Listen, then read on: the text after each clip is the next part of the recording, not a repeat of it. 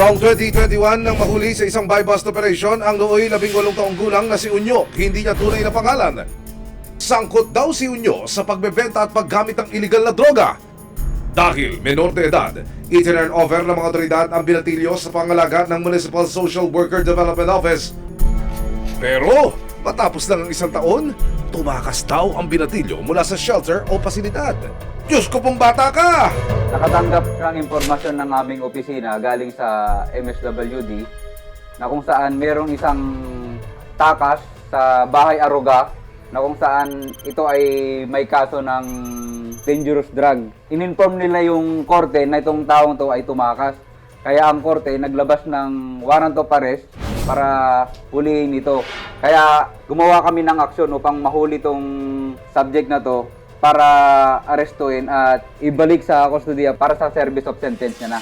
Dahil sa pangyayari, September 15, 2023, nagbaba ng desisyon ang korte para maibalik muli si Unyo sa kanyang dating shelter.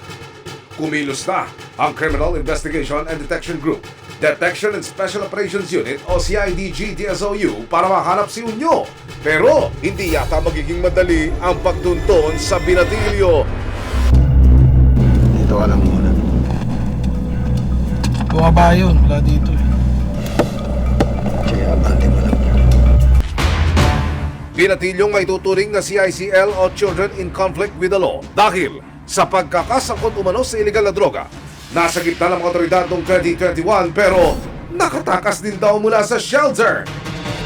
Makalipas ang isang taon, misyon ng CIDG-DSOU ang hanapin ang binatilyo. Let's go! Bit-bit ang isang mission order.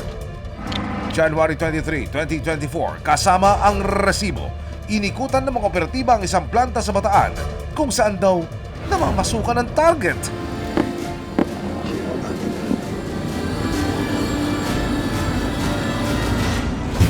Pagdating sa lugar, unti-unti nang nagdatingan ang mga trabahador ng planta. Sa dami ng mga empleyado, hindi magiging madali ang paghahanap kay Unyo. Dahil dito humingi na ng tulong ang CIDG-DSOU sa management ng nasabing planta para matipon ang lahat ng mga trabahador. Nagulat din po kami lahat. Para yung mga tao namin, pinaliwanag ko na lang din na yun nga yung naging issue. Then wag nang makalabas sa iba para maiwasan na lang natin yung pagkalat.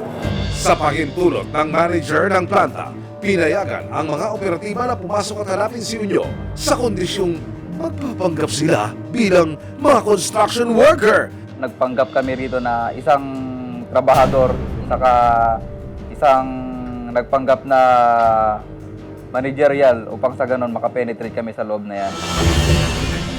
Ipinatawag ang lahat ng construction workers at pasimple ng sinuyod ng CIDG-DSOU ang grupo sa pagkasang makita si Unyo. Isa-isa nilang tinanggal ang suot na helmet at ibinaba ang takip sa kanilang mukha. Unyo, nandito ba you? Pinagkahanap ng mga operatiba ng CIDG-DSOU ang binatilyong si Unyo dahil sa pagkakasangkot nito umano sa pagbebenta ng iligal na droga. Kasama ang resibo, tinungo nila ang isang planta sa Bataan. Pero para makapasok, ipinakiusap ng may-ari ng planta na magpanggap bilang construction workers ang mga operatiba para makalapit sa kanilang target. Dito ko sa punto na to, nagtanggalan sila ng hard hat, pinababaho yung mga face mask, pati mga balot sa mukha. Bakit to? Nakatulong po yan sa nung tinanggal nila. Kaya yung isang kasamaan namin, nagsinyas na kami na lapitan na yung subject upang sa ganon, masabihan na rin siya. Ilang beses nyo pong pinasok at pinenetrate itong planta? Isang beses namin na sinubukan pero yung isang beses na yun is naka-penetrate kami agad. Ilang saglit pa, lumitaw na si Unyo mula sa 50 construction workers na ipinatawag ng manager. Ikaw ay may karapatang manahimik o magsawalang kibo. Nang makapanayam ng resibo si Unyo, hindi na niya itinanggi ang kaso laban sa kanya. Tingin niyo sir, bakit po kayo nahuli? Dahil dun sa kasong kasalanan mo ginawa. Magamit lang po. Umalis lang po ako dun sa ano namin, sa DSWD na. Bali, tumakas po kayo ba nun? Kwento pa ni Unyo, nagawa lang daw niya ito para kumita ng pera para sa pamilya. Nanay ko, tsaka kapatid ko. Napadala ko. Dun sa Quezon Province. Nanay ko yung kapatid ko. Nag-aaral sa Manila. Ayun lang sinusuportahan mo. Yung bibigay-bigay lang. Kaya ako. Hindi na menor de edad si Unyo ngayon, pero ayon sa utos ng korte, kailangan muna siyang ibalik sa rehabilitation facility na una niyang naging tahanan. Yung isang minor o isang CICL is recommended po ni court para sa turnover po sa isang facility kung saan doon po siya mag-in-house intervention. Sa tulong ng Municipal Social Worker Development Office o MSWDO ng Mariveles, Bataan, haharapin ni Unyo ang mga pagdinig sa mga kasong isinampalaban sa kanya noon tulad ng paglabag sa Republic Act 9165 para sa sale and possession of illegal drugs.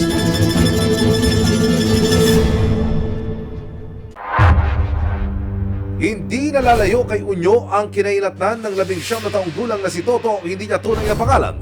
Ilang beses na rin daw tumakas ang binatilyo mula sa rehabilitation shelter. Tulad ni Unyo, sangkot din umano sa paggamit at pagbebenta ng illegal na droga si Toto. Nagkaroon ang resibo ng pagkakataon na makausap ang kanyang ina na itatago namin sa pangalang Norma. Kwento niya, alam niyang mali ang ginawa ng kanyang anak. Ano po binabanggit ng bata sa inyo? Bakit siya lumayas? Bakit siya tumakas dito sa shelter po? Ang isip niya, akala niya hindi ko siya madalaw. Opo.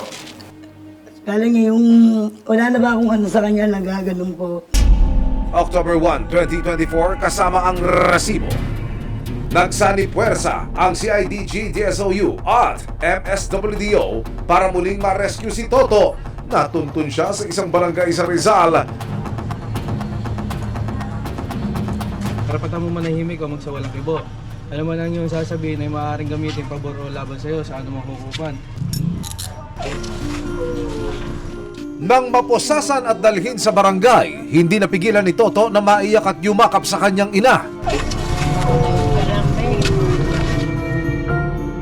Pagkabasa sa kanyang mga karapatan, agad na siyang dinala ng mga otoridad sa PNP Montalban. Kalaunan, itinurn over na siya sa isang shelter ng Rizal. Dito muna siya mamamalagi habang dinidinig ang kanyang kaso. Kung sakaling mapatunayang nagkasala ang dalawa, maaari silang maharap sa mahigit 12 taong pagkakakulong. Ayon sa MSWD na nakatutok kay Unyo, pansamantala raw siyang pinalaya matapos niyang makumpleto ang intervention program habang patuloy siyang binabantayan ng mga social worker maging ang pagdinig sa kanyang kaso. Nagtatrabaho na raw si Unyo bilang isang rider para masuportahan ang kanyang pamilya. Isang patunay na naligaw man ang landas sa mga tulad nila Unyo at Toto sa kanilang murang edad. Nariyan ang batas at mga otoridad upang sila'y panagutin at mabigyan ng pagkakataong magbago.